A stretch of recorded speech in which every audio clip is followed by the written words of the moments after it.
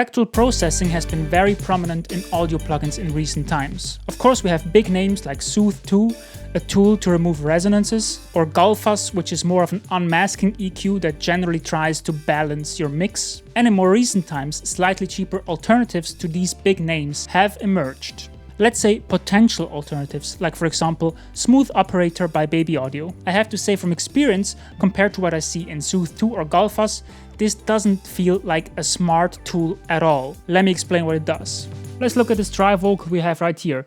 This is untuned and everything, so please don't be too harsh on it. I can't see far ahead in time and in space. And if we put Smooth Operator on this, I can't see far ahead in time and in space. This line is basically a frequency variable threshold, and then you have pretty much infinite bands, or the amount of bands down here, I think. So maybe up to 100 bands or something. And then you can shape this threshold any way you want. I can't see far ahead in time and in space. And you can see how the reduction curve up here mirrors the signal transgressing the threshold down here. I can't see far ahead in time and in space. Just a bit smoothed out. So this is not a very smart tool to remove resonances, because you still have to find the resonances yourself. For example, by soloing this band. I can't see far ahead in time and space. But then we're just back to using a dynamic EQ. And then of course you can drag it down to a sharp point. So yes, you can use it to remove resonances, but it's pretty manual. So in my brain, this is more like a tone shaping tool and something like a creative multiband compressor or dynamic EQ. I like the plugin, but it's not very smart. And then even more recently, we saw the introduction of Wave's Silk Vocal. And with this one, I actually have some issues. Just check out what happens if you turn it all the way up. I can't see far ahead in time and in space. I can't see far ahead in time and in space. Like, what? That's a terrible sound. I don't know. I hate how that sounds. Check this out. This is what I would call smooth. I can't see far ahead in time and in space. Silky smooth.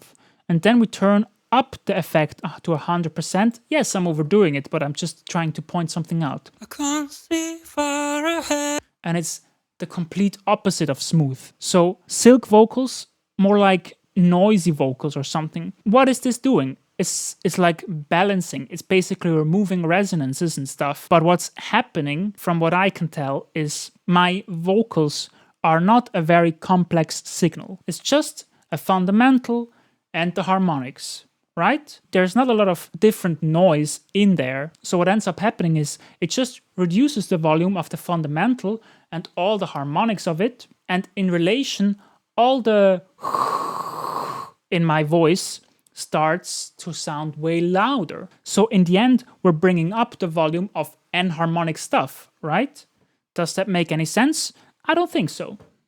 Now, what could be an alternative way to spectral processing that actually enhances your audio in some, let's say, magical way, and it doesn't just reduce resonances that are supposed to be there, like the harmonics of my vocals. Yes, resonance suppression tools are valuable, but usually there's not a lot to remove, and plugins like Silk Vocal, in my experience, just end up removing harmonics that should be there instead of ones that shouldn't. An approach that is a lot less explored from what I can see is, how do we remove the rest? Like, yes, there's resonances, and then there's the harmonics that should be there, but what about the rest? What about some rumble? Some denoiser tools might be able to do something there, but it can be simpler, couldn't it? Like scalar EQ is an approach with that. If we have a vocal and we want to lift out the harmonics we want to hear out of maybe a bit of a noisy signal or something, we could use scalar EQ. Get the right harmonics out of the signal. And now there is actually a new plugin by Hornet, and it does pretty much what I want it to do. It analyzes the signal and removes things that you don't want. It doesn't remove the harmonics of my voice just by accident. It's also not specifically a resonance removal tool. It just removes frequencies that probably don't belong to the core signal. Let's check it out. The first signal I tried HarmoniQ on was this track I made.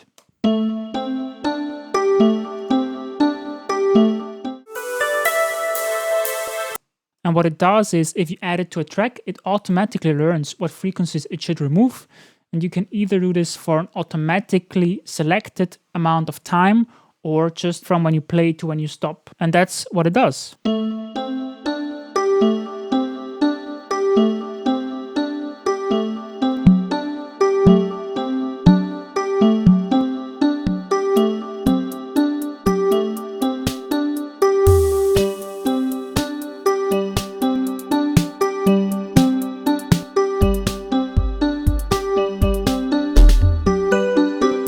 Of course, this is removing too many things at the moment, and it doesn't make a whole lot of sense to put it on an entire mix. It makes a lot more sense to put it on individual tracks. But if you just listen to the synthesizer here and how it changes how the synthesizer sounds, I already like a lot what it's doing. Because it doesn't really change the character of the synthesizer, but it takes out a whole lot of weird build-up that I didn't even notice was there.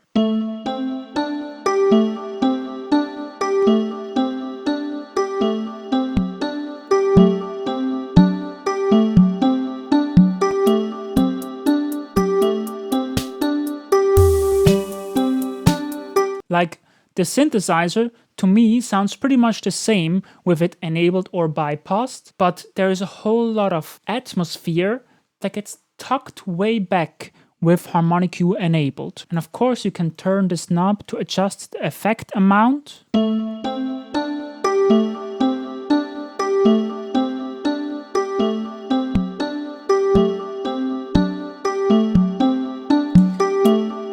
And I'm still amazed by how it doesn't seem to change the sound of the synthesizer at all. At least not in a meaningful way to my ears. But if we listen to the delta, which is nice that it has a delta feature,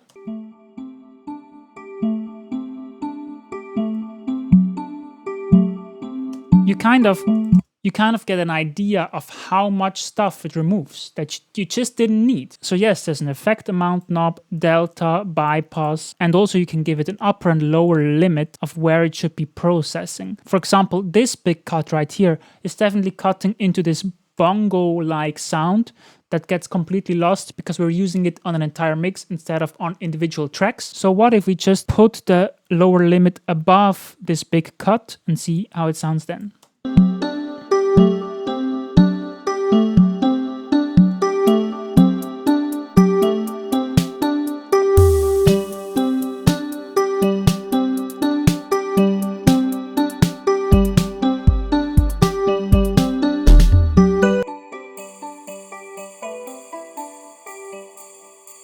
I like what it's doing.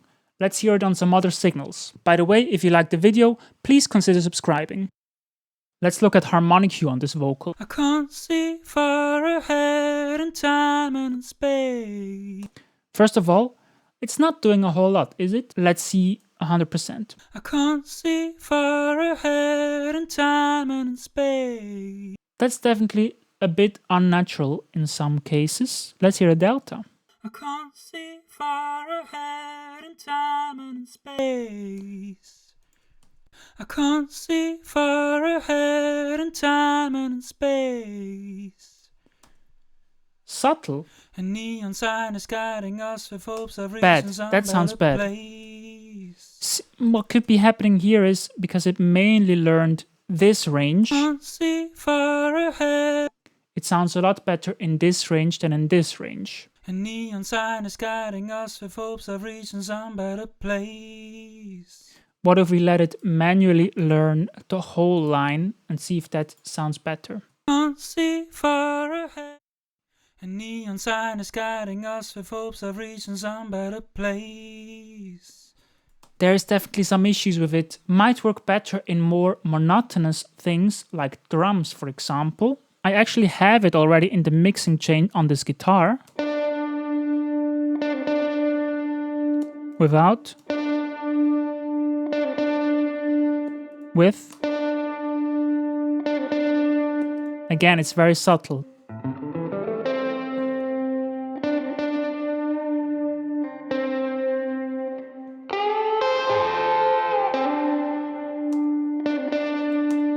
Yeah, I hear what it's doing. It's making it less muddy, I'd say. Signals can become kind of overbearing And what this helps is it helps push back maybe some of the ambience, and it gets more clear, gets brighter also. You could of course argue that this is not a spectral plugin in the same sense as, for example, Soothe 2. First of all, it is not dynamic in any way. It scans the signal and then just gives you a static EQ curve. So it's pretty much just an EQ, right? It might be nice if there was some dynamic aspects to it, but because it's supposed to remove signal that is not necessary in any way, there's not really any need for it to be dynamic, especially not level dependent dynamic. It would be maybe cool if it was dynamic in the sense that it can shift frequencies by itself, but I don't really see how that could be done because it has to analyze what kind of key it is in and what kind of harmonics are relevant. So I'm happy to accept that this is not a spectral plugin, but I think it is still in a similar category as the other ones I've mentioned. So what the developer Hornet says is HarmoniQ should be good for removing unwanted sounds from live recordings, acoustic recordings. And it just so happens that recently I recorded drums for one of my first times, like my first real time, let's be real. Let's maybe check out the overheads.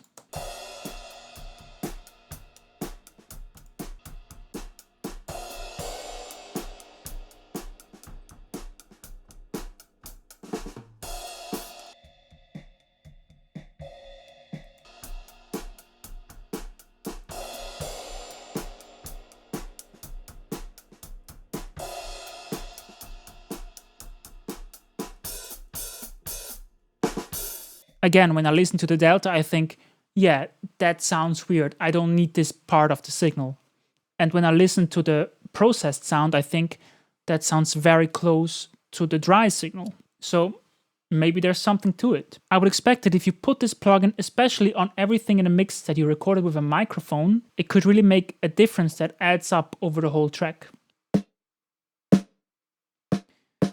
Seeing this, I don't have high hopes because I definitely like the big fundamental, the big resonance down there, like going doo. Yeah. Took my snare and made it weak. But maybe if we cut that off.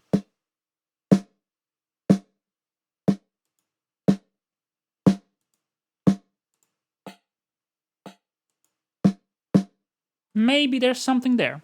I think this is a very cool idea for a plugin, and I think I have to test it a lot more until I can give a final verdict on whether it's useful. It seems useful, and in some instances I think it sounds nice, especially with that first synthesizer that was on a whole mix already.